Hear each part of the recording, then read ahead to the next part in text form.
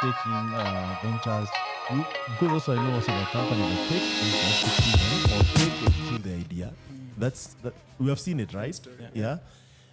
Take them and nurture them, because at the end of the day, the reason why you can do this is because you're okay, right? And if you really want to use their solutions, reward them really well to an extent that they grow, not just kill them. Do you think, guys, this is something also we should start exploring as an ecosystem? And I think like talking about the hub space, I think that probably the best way to do a proper hub would be to embed into it has to be multiple partners. Yes. Embed into an educational institution like the University of Nairobi. I think I've seen that even with the likes of Harvard and Stanford. The hubs have actual partners, industry partners. Yes. So instead of 80 MarketForce, Stanbic, whoever else doing their own labs, we embed into an educational institutional hub because they have their talent and the people that are hungry to be able to be nurtured, but get the professional guidance from the people in the industry. I think it will be a successful hub than when everybody's trying to do a hub, and then it will also remove that risk of what you've said, like most of corporates don't have the trust more so in this market to actually develop and graduate ideas into proper businesses, because they actually don't have the time to invest in it if it's not a profitable venture at the start, or are looking at it from the angle of, is this competing with our business model, what are the impacts that has. So an independent institution like an educational institution whose main job is actually to nurture talent will be a big will be a better place to actually house a hub and then have very active, so the word has to be very active industry partners that are then embedded into that hub and can help grow the hub. I actually agree with you 100%, because of course for the reasons that you've put on the table, and also have an acquisition and investment pipeline coming from the industry to make sure that not only do you incubate, but also you accelerate, right? And by the way, acceleration is something that people are trying to move away from because of the controversies around it. Because there are people asking, are you giving enough for these people to accelerate? Are you milking enough for just to churn out? There are all these controversies around it, and maybe you guys will share at some point your experience with Y Combinator, which is one of the most successful. Is it accelerator or incubator? Accelerator. Okay, so you guys finished university. How did you do? Did you do well enough? Well enough. How did you do? Our listeners, if you hear someone has done well enough, they have done well enough. So you guys graduate, of course, which is really interesting. What do you explore? The hotel venture, CLOUD9? Yes, that was the main venture we were exploring post-graduation. So CLOUD9 was fully bootstrapped. Okay. So we ran Mesozi as a consulting company. That's how we generated income so Mesozi to was survive. bread and butter. Yes. Then CLOUD9 was exploration. Exactly. That was our going to the moon. Because I saw you guys going to Uganda, I was like, these guys are doing really well with this CLOUD9. Yeah, so CLOUD9, we launched in a couple of markets, mostly in Eastern Africa, going into Southern Africa. We had hundreds of experiences. So how did you launch this? This is very interesting. Did you just go and host events, or how did that work? Yeah, ground zero. We started by doing things that don't scale. So we would put together, a group of friends. One weekend, let's go GP cutting. The next weekend, let's go hiking. And they would pay something for the experience, but the whole idea was to scale it up. So have these experiences available online and provided by people who are not us. So I would really compare it to Airbnb experiences. Oh, yeah? So we're doing Airbnb experiences before Airbnb experiences was a thing. Yeah. It was the first venture we wanted to raise funding for because we knew we needed to invest in acquiring customers and growing it. Yeah. But it was very tough. Yeah. Funding was elusive. We really bootstrapped. Is that what took you to Lions Den? Yes, took us to Lions. How was that experience, guys? Do you think we need more Lions Den, or it was, It was okay. I mean, any opportunity where you can connect great ideas with capital, I think is a good thing, and I'm sure many have benefited from Lions Den experience. But for us, I think that's where we really even learned more about building scalable ventures, and also because it was the first venture where we were seeing real traction. It's just we really struggled raising funding, but we were very lucky because we got an acquisition offer while building it, which we took because at that point we had just started going into 2018. We had just started building MarketForce, and we knew we needed to focus on one thing. So we took the acquisition offer. Ah, nice. How much was it? Oh, it was undisclosed amount of. It remains undisclosed. Oh, really? But, there's no a figure around it. It doesn't have to be exact. We did not get rich. But you guys did raise some good amount, right? It was a fair acquisition. Do you know why I'm asking this, by the way? Why? I want us to get away from where, how did you do this? Like, I did it. That does not really tell me, like, anything. I want us also to, if there's someone maybe who is bootstrapping something, and even, you can even delve into, like, how is that process of, like, pitching to these Lions Den, what is that wins that you got from there? Is it a network? If you did not get the fund, what was it? You get the partnership, as you said, you got acquired. How was that process? No, I think seeing a venture from inception to a point where it is of enough value that somebody else wants to, take it up and build it for whatever reason is very. It's a big step in an entrepreneur's journey. Yeah.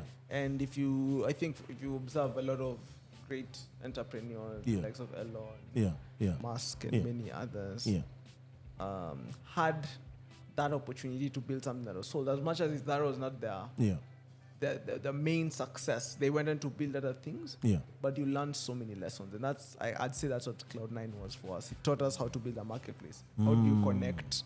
Demand. You guys had a marketplace. It was a marketplace. We're linking people who have experiences, destinations. So if you want to book a skydiving experience, GP cutting experience, hiking, you get the list of these guys. Yes, you'd find it on our platform. And how do you source customers? How do you, link demand and supply? Make those transactions go through your platform. Take a cut. There's so many experiences. Building a team. Raising funding. How do you package your story? There's invaluable experiences that came out of CLOUD9 that, to be honest, have enabled us to build MarketForce to where it is today, because MarketForce is a platform. But we just leverage all of those lessons to move on. In terms of the exit, also, how does an exit process look like? How do you negotiate? Like I was asking, just pause a bit. I was asking, if I'm on that table and someone wants to acquire me, how does that look like? Please. It's I think first it's an emotional experience. In a good way and a bad way, because in a good way, you're like, okay, I've built something valuable enough for somebody for it to attract interest. On the other hand, it's why you're selling. It's because you've gotten to a point where you feel somebody else can add more value to it than you can. And in many times, especially in early exits, like our case, we're not selling because it was a very lucrative opportunity. We're selling because it was the end of the road for us. We couldn't see ways in which we could add any more value, especially without having the right capital injection, etc., to build it. So in that sense, that's a sad part of it. Yeah. And you have to trust somebody with your baby, and you don't know what they're gonna do with it. But some acquisition, you don't have to be out of that company. You can still be out of the company. Yeah. Ours was structured differently because we had 2 other partners in the business. Yeah. One went on to continue running the business. Yeah. The other one went on to start a different business. Yeah. We went on to focus on a different business ourselves. Yeah. But the business is still running. Okay. So at least we've seen it continue to grow. Yeah. Booking.com are the one who acquired the company? They're called HotelOnline. Oh, okay. So it's a Pan-African travel tech business. Nice. That's growing. This is chief I met in some place in California who is schooling there from Tanzania. And he told me actually he want to come back and start, venture into hospitality business. And when I thought about it, actually, it's an untapped market. And you guys just touch a bit of it. It's massive. Because think about tourism. After agriculture, tourism is the huge. highest grossing, like from a GDP perspective, for countries like Kenya. Tanzania, as mentioned, it's massive in tourism. You go to West Africa, you go to Egypt, South Africa. Tourism is a high income earner for a continent, beautiful continent. So that's why we thought it was a big opportunity in the first place. Yeah, the guy is coming for summer. Maybe we should meet him, and guys can share nuggets. Let's have a drink because it's all for Africa. So. Were you excited as a, yes? This guy is so observative. So were you excited, or you tried to talk and you couldn't see anything happening? Were you excited that, you have built this platform? Now, for an engineer, it's different, right? How was it for you? I think given that also we were trying to focus, always doing 2 things at the same time is difficult. So, for me, the excitement was that, at least one way or another, we get to keep this running. So, that was exciting. But of course, you always have that feeling of loss because you're giving, you're giving away what you've built over a while. And, just given even how we were building it, it was, an interesting experience because we would eat our own food before we asked other people to eat it, meaning like we would go for the experiences, have the experiences, take the pictures that will go onto the website, tell the story of the experiences ourselves before listing the experiences on the platform. So that was kind of the loss that we felt, by the sale of the business. But, as Tesh has mentioned, it was an interesting experience on how exits actually happen. Yeah. Now I have to ask this. What was this garage that you built this solution at? We've had many garages. Which one was interesting? My story is at one point, the journey was so hard that we rented out a 1-bedroom apartment that we shared. So one day Mesongo would sleep on the couch. The next day I would sleep on the couch. And I think that's one of the experiences that really built our friendship because it was a very trying time. We had looking at our peers who were classmates 2 years before in campus, and they were working for the Microsofts of this world. Grossing when it comes. And the 2 of us were trying to survive on $1,000 a month, I think that's part of the experience that really shaped us. So we've had a lot of highs and lows. At some point we rented a 3-bedroom apartment. The whole team or just you? No, just us. But, so the other guys would just come during the day and... Not even during the day. There was no one day else. And night. They would come and we had a dining table like this where they that's where the boardroom was. Yeah, that's where the boardroom was. They would come and code all night and you want to take a nap. There was a mattress on the sitting room. You'd take a nap and go back to the desk. How many hours you guys could, go straight working? It is. We never used to count. The reality is you don't count. You do the hours that are needed. Yeah, needed to be done. we are and we're working 2 jobs. Quite literally, we're running a tech business that's consuming cash. Yeah. Where and doing other hustle, designing, software, there are software projects that are being. Yeah. That's our bread and butter. Yeah. So the grind was real. Yeah. Was it important to do both of them? Or? That's essentially how you bootstrap. Yeah. I haven't really heard of another bootstrapping formula. Yeah. Like when you have a venture that's not net positive, I mean the whole has to be filled by something. Yeah. And that something is always it's what your hands can do. Yeah. If you can do consulting, if you can do employment, side projects. Mm. So for us, what we knew how to do well was the consulting gigs, doing websites, doing systems for other companies. That's how we used to keep the lights on at Cloud9, and even the early days before funding for MarketForce was the same journey because it wasn't a net positive business. You find side gigs or software projects to that will generate income for the business, and then that's what you pay with the employees. That's where you eat from. It's like everything. So what you're trying to say in a nutshell, if a guy is out there employed and they feel like, I should start something, they should not be afraid about, doing it while doing the other one. They just need to commit some more time in doing it, right? Yeah. There's no shortcut. Yeah. You just need to put in hours, because there's no way you will, earn your bread and butter, your rent, and build a startup. You can't. This is Africa. Like saying I have 12 months or 18 months of savings stacked up. Yeah. Is in what world? It doesn't mean much. Yeah, it doesn't work like that. So and if one guy wins, it's like a whole community wins. Yes. So there is black tax, as you say. And I think this is one of the most common questions we get. How did you do this? How did you do this? There's initially, it was tough. It's still tough. It's still tough even today. You have to put in the hours. You have to put in a lot of work. But that was the biggest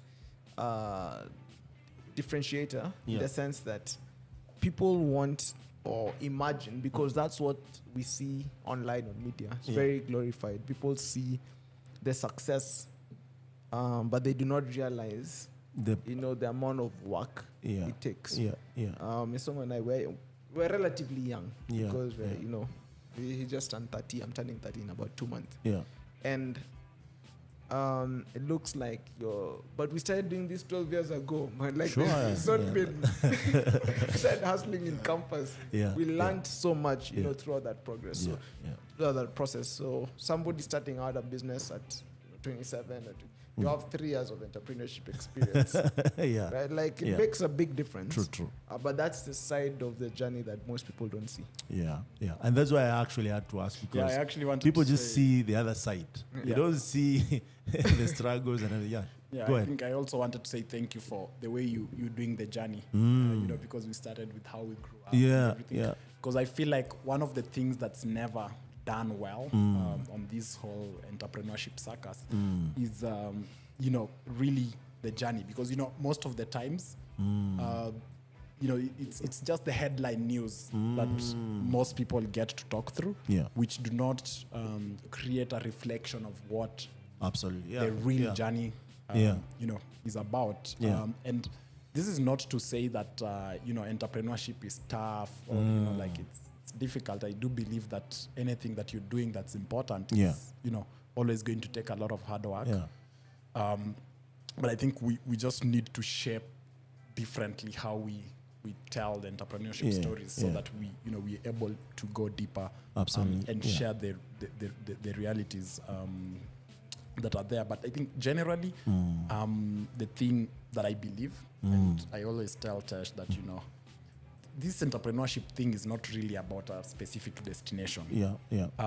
It's very important that you enjoy the journey. Absolutely.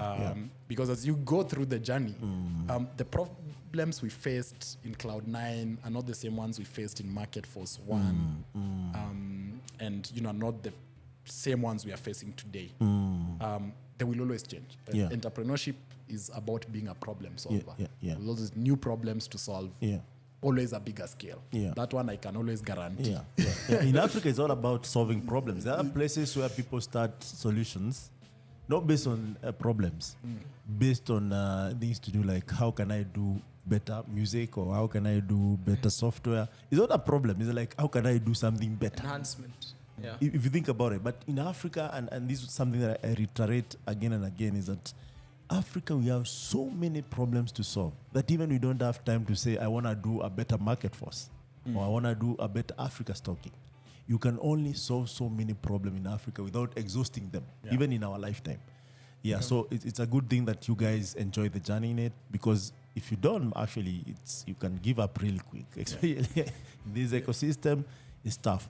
But even coming back to the point that you mentioned about, going through the process, is that before I started this podcast, actually, guys, one of the things that I realized is that there's no one podcast I can listen in Africa and understand the process. That was just the drive. Like, I want to listen and hear if someone is in Lagos, how do they build A, B, C, D? How is Lagos itself, right? Because you can hear Lagos from the Afrobeat. You can also hear another Lagos from FinTech. You can hear another Lagos from Yahoo Boys. It's the same Lagos. Yeah. But there's someone who will tell you, out of all this noise, this is how I made it, right? And you can understand, even me from Nairobi, if I want to scale in Lagos, I have to appreciate these factors that is part of the process. Yeah. So it's very important that, we go through that. And by the way, if you're just joining us, we have Tesh Mbaabu in the house, the CEO and the co-founder of MarketForce, together with Mesozi Collins Sibuti. I don't know if that's how it's said, but he's the CTO of MarketForce, joining us today and sharing their journey, as well as talking about tech and entrepreneurship across Africa. Now, you guys, just immediately after CLOUD9, you started MarketForce, or it was something you had anticipated to build as you're building CLOUD9? Yeah, so MarketForce is a project actually we started working on as part of our consulting gigs that we were doing. I hope you guys didn't steal someone's idea. No, as we were building CLOUD9 experiences. Okay. So we met a client that wanted a solution to be able to monitor their the activities of their sales agents in the field. As you know, if you're in the field of credit or insurance or banking in the African market, you always have a lot of sales agents in the field that are day-to-day getting customers. Yeah, the foot soldiers. Yeah, the foot soldiers, as they're popularly known. And then that's how you kind of create a pipeline for customers that you then convert. So that was essentially the genesis of what we call MarketForce One.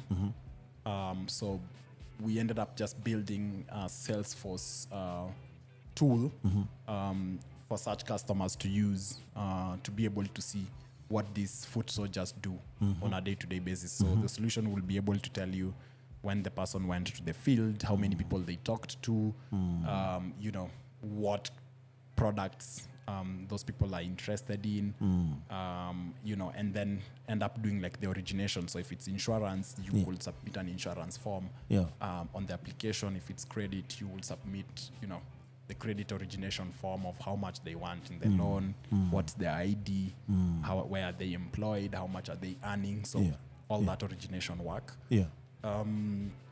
So we scaled that business across East Africa using the partners that we had early. So the kind of engagement we went into was consulting as a SaaS platform. So instead of charging them for the development, we developed the solution and gave them a SaaS agreement because we, having known what we knew. So initially they came in like build us this project, but after venturing into it, you're like, we should.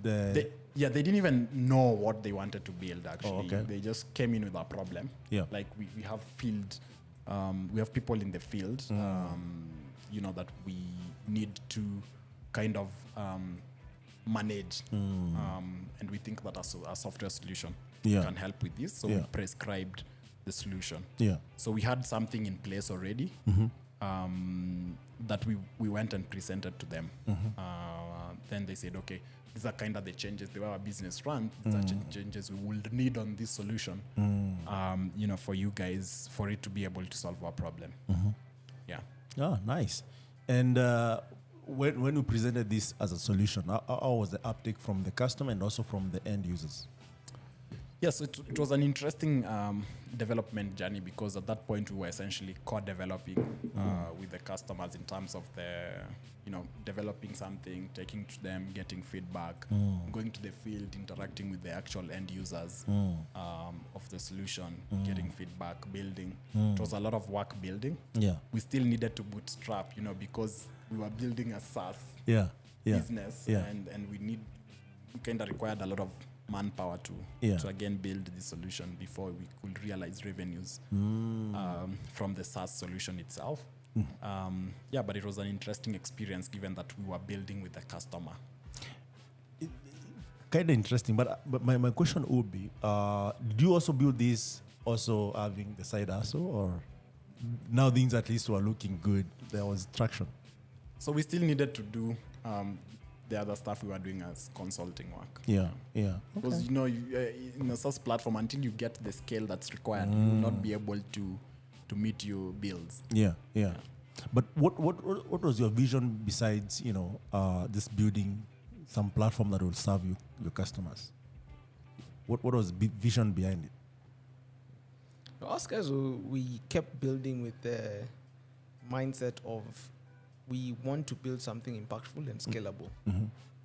So in the midst of building this platform, we kept getting exposed more and more to the opportunities around retail sales distribution. We realized, okay, this is how sales is done in Africa. Okay, financial services. If you look at fast-moving consumer goods, which is what we focus on primarily now. It's the same process. So I think the point here is, while you're building, you need to be thinking about or zooming out every once in a while into opportunity, because you can be digging hard every single day without stepping out to look, what does the industry look like? If I'm going to make something big, at least what we knew is we wanted to make something big, something impactful, create jobs and all that. And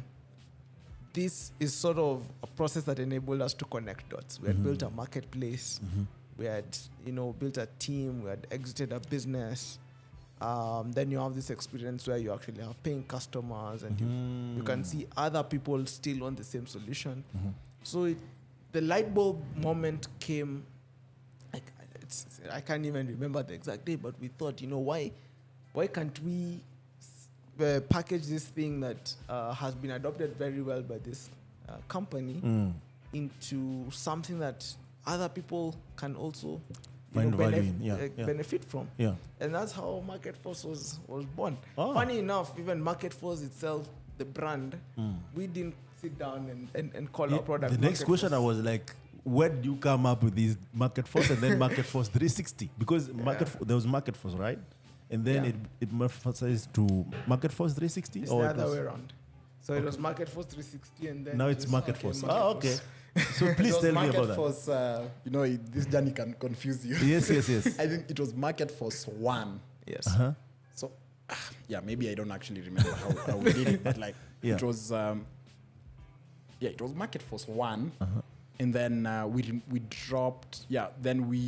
So. Why was it MarketForce 1? It became MarketForce 1 after we formed MarketForce 360. So what happened is we built the product for financial services. So the company was just MarketForce. Then it started as just MarketForce because the client started calling the product MarketForce. We asked It's them the later. clients who came up with the word market Yeah, force? for the product. Okay. They like this engine we had built for them. I see. And they said this thing is a market force. It's a market force. And you It's guys really adopted helped that. us. Yes. We're But like, what it's a did cool you name. call it yourself? Or just you built a No, us platform guys, for we were retailers? calling it Mesozi SFA. Like it was just a product. It wasn't something we thought of scaling. Okay. So we hadn't started thinking about, sexy names and stuff like that. Yeah. So when they called it, we're like, that's actually a very nice name. So Market Force. Then we went into the FMCG industry because we got demand there. And we said, okay, when they explained the problem, they said that we need 360